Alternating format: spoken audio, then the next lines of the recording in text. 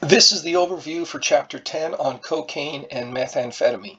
Now, let me say right up at the top of the covering this chapter that it's turned out to have just way too much material to cover in lecture for just one chapter. So what I've decided to do, I'm not sure if it's ideal, but what I'm going to do is I'm going to focus on the important parts of the sections that deal with cocaine. And then meth, unfortunately, I'm going to have to leave it to you folks to cover those sections without my direction, without my sort of pointing to the most important parts, but follow the same sort of approach which I'm employing for cocaine, which is most important to me to sort of understand how this drug works at a basic level, sort of how it might be different from other drugs, the sort of category, a type of drug that it is, and sort of the patterns of abuse, some of the statistics. But, again, I try not to test in too much of a detailed way on statistics. But then also various treatments and the effectiveness of those treatments. That's what I'm shooting for in this chapter. When it comes to the cocaine sections, I'm skipping over the history like I've done previously with other drugs. I'm also skipping over the conversion of the sort of chemical process of how we get from coca leaves to cocaine, from cocaine, powder cocaine to crack cocaine. So that's sort of a chemistry lesson that maybe it's good to know. You should definitely read over it in the chapter, but I'm not going to stress it so much because again, I have to prioritize. I don't have the lecture time to cover everything, and unless I made the lectures hours long, which is just too much. So, so follow sort of the kinds of things that I'm focusing on with cocaine. Do that also for meth, and you should be fine for the quiz purposes. So, I doubt that I'm going to have time like later on maybe to talk about meth specifically, again, to sort of highlight the things that I think are most important. Probably won't have time, but if I do have time, then I might talk about it later. But there it is for this chapter. Let's jump in to talking about cocaine and cocaine abuse. Point number one here, the effects of cocaine on the user vary in the degree to which the route of the administration that's used, the purity of the dose, and the user's expectations about the experience. Okay, so we've got some factors here that influence what kind of effect cocaine is having on an individual. So how you're taking it, remember the different routes of administration. Are we talking about taking it orally? Are we talking about taking it through directly intravenously into the veins? Are we talking about snorting it, etc.? So remember that there's different modes of administration, and that affects the high. Also, purity is an issue. It varies a lot when you're talking about a street drug. It has tended to increase in potency, in purity, severity over the years, making it more addictive, more dangerous, more likely to lead to overdose. But also there's a social element that I don't think that we've stressed enough, which is that there's this user's expectations, a sort of familiarity with the drug, of course, how much you've used the drug, and also sort of the social environment, your surroundings, food intake, lots of different things, other drugs that you could be taking alongside cocaine. So there's a lot of factors there, which of course we don't have time to get into in any more than just a basic kind of way. The most prominent reaction is a powerful burst of energy. Okay, that's what you need to remember that for cocaine. Cocaine is a stimulant. If we took the broadest classifications of drugs, you have drugs that wind you up, they crank you up, and you have drugs that bring you down, that slow down your system and make you sleepy, make you relaxed. Those are the two, I would say, major classification of drugs. Well, cocaine is an important stimulant that cranks up your system.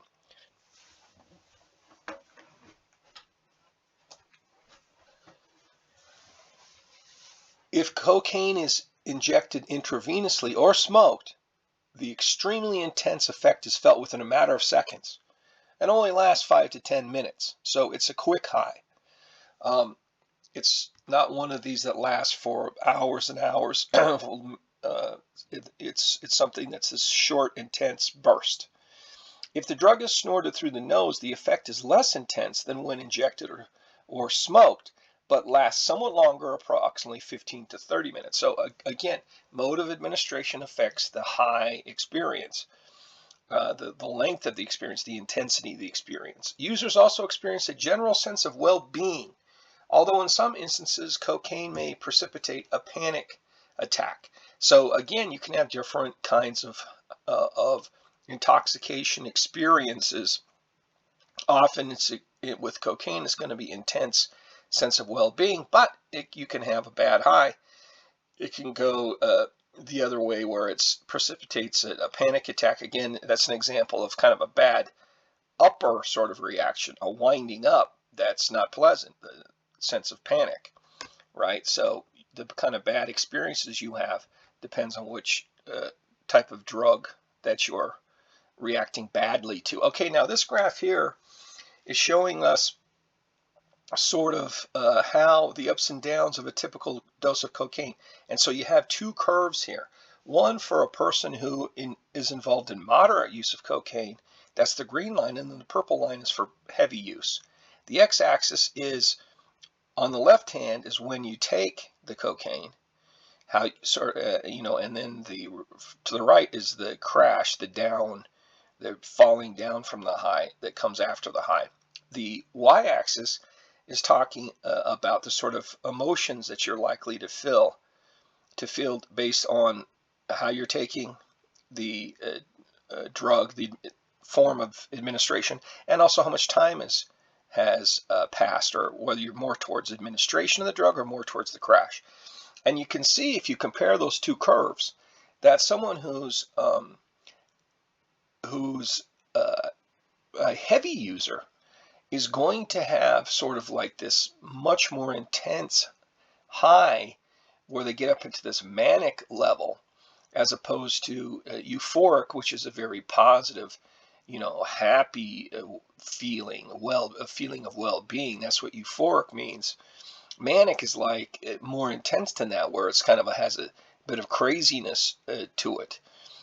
And so, it's almost too intense of a high. You see that that's more likely to happen with a heavier user. They have this higher, and then they have this steeper crash. When they crash, they're crashing hard because they're coming down from such a high, and they come down to a lower low where they end up depressed during and after the crash cycle of their high. They come down lower and ended up in the depressed, maybe deeply depressed level, as opposed to the moderate user who has a less intense high.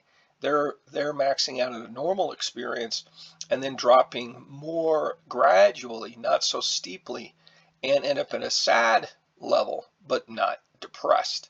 So you're getting these, so long story short here is that the heavier users are having a more intense up and a more intense down. As the level of cocaine diminishes, the mood changes dramatically. The user becomes irritable, despondent, meaning sickly, not feeling well, depressed.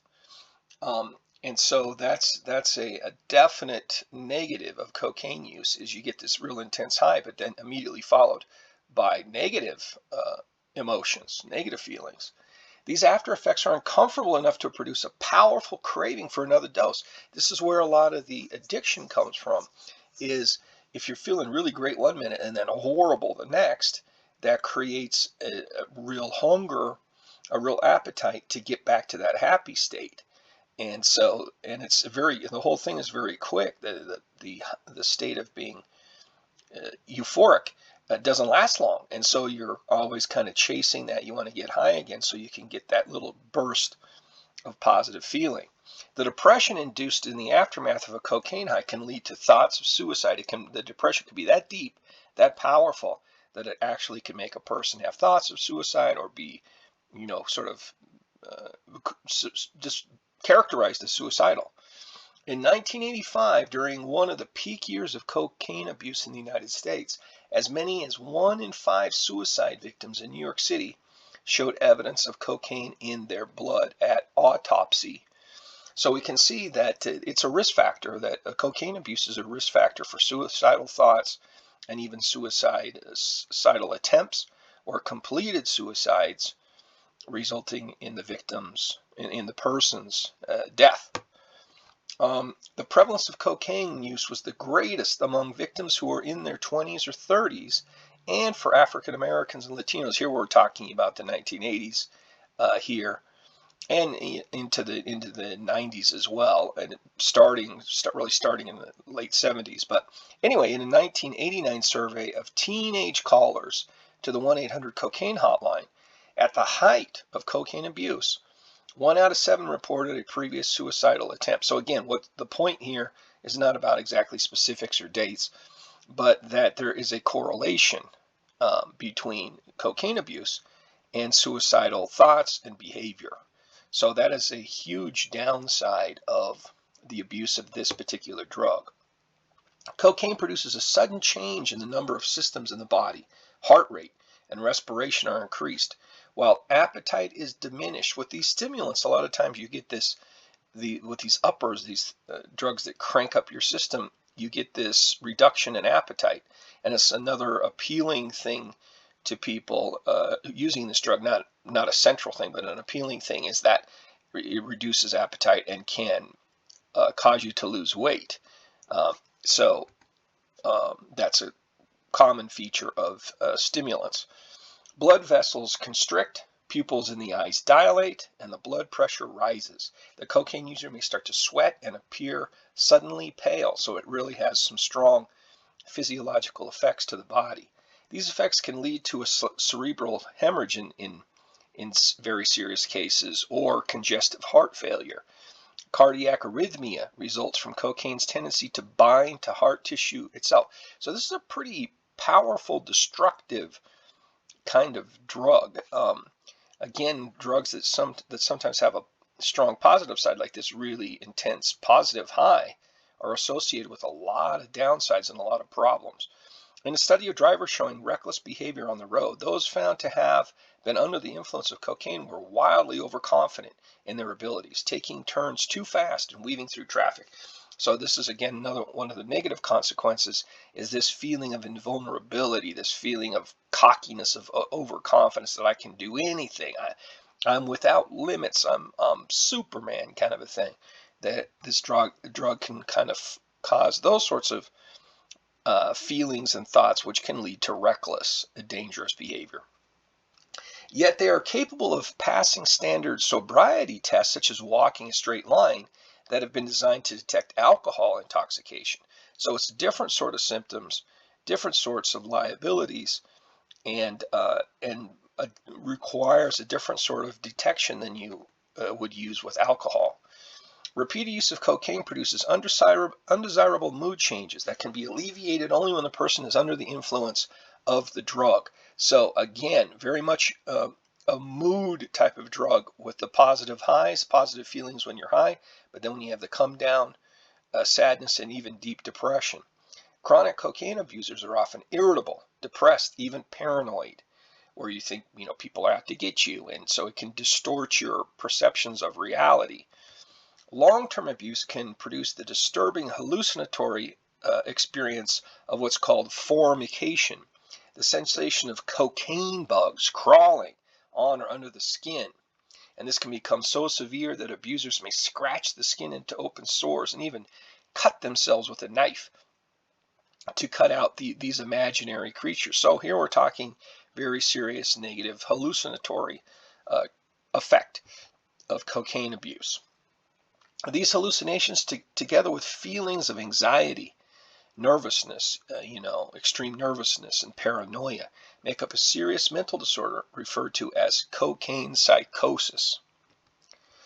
As the bronchial muscles contract and the nasal blood vessels relax, chronic abusers endure continuously stuffy or runny noses and bleeding of the nasal membrane. So bloody nose, runny nose, stuffy nose, chronic problem for abusers. In advanced cases of this problem, the septum of the nose can develop lesions, sores, or become perforated with small holes. So just imagine, that the middle of inside of your nose there, developing holes or sores, which can present serious problems for breathing, and of course, just unpleasantness, other difficulties as well. Let's take a break there. We'll continue on part 2.